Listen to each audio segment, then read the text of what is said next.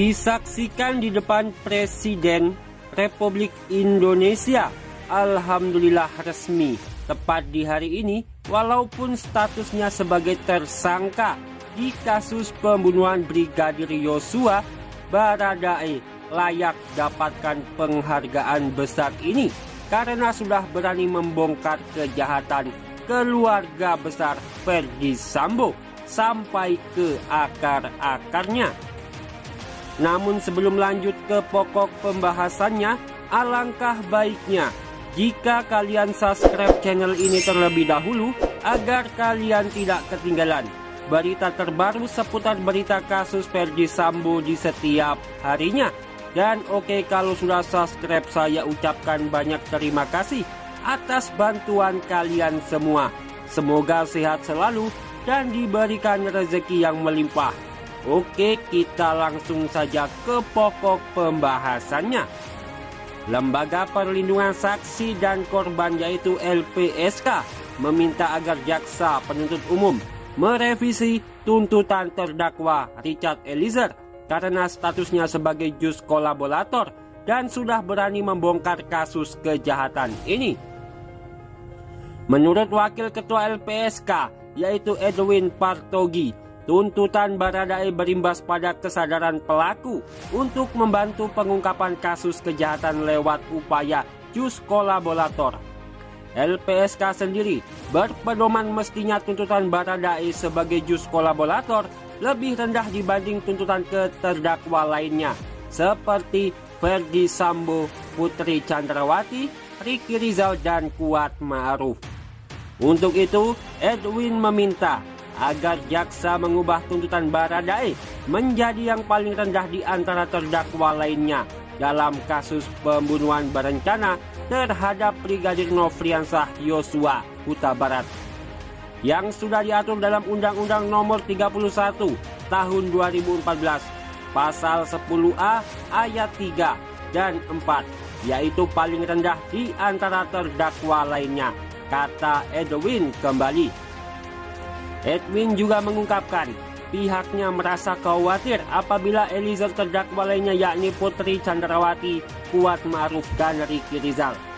Menurutnya tuntutan terhadap Baradae yang lebih berat daripada ketiga terdakwa lainnya dapat mengakibatkan para pelaku kejahatan yang hendak bekerja sama dengan aparat hukum untuk mengungkap suatu kasus sebagai jus kolaborator menjadi ragu. Nanti orang atau pelaku kejahatan jadi berpikir dua kali sejauh mana menjadi jus kolaborator berdampak pada pembinaannya, ungkap kembali Edwin. Edwin juga menjelaskan status jus kolaborator seharusnya bisa mendapatkan penghargaan karena kesaksiannya dapat membongkar suatu kasus. Adapun salah satu bentuk penghargaan tersebut adalah dengan memberikan hukuman pidana yang lebih rendah dibandingkan pelaku lainnya. Mungkin di jaksa melihat kualitas perbuatannya yang disamakan dengan pelaku utama, bukan dari kontribusinya sebagai jus kolaborator, tutup kembali Edwin. Namun, Kejaksaan Agung secara tegas memastikan tidak akan ada merevisi tuntutan 5 terdakwa perkara pembunuhan berencana terhadap Brigadir Nofriansah Yosua Huta Barat. Jaksa Agung Muda mengaku dan menyebut tuntutan tersebut sudah benar adanya. Masalah meninjau merevisi, kami tahu kapan akan merevisi. Ini sudah benar, ngapain direvisi, kata Jaksa Agung Muda Fadil dalam konferensi persnya.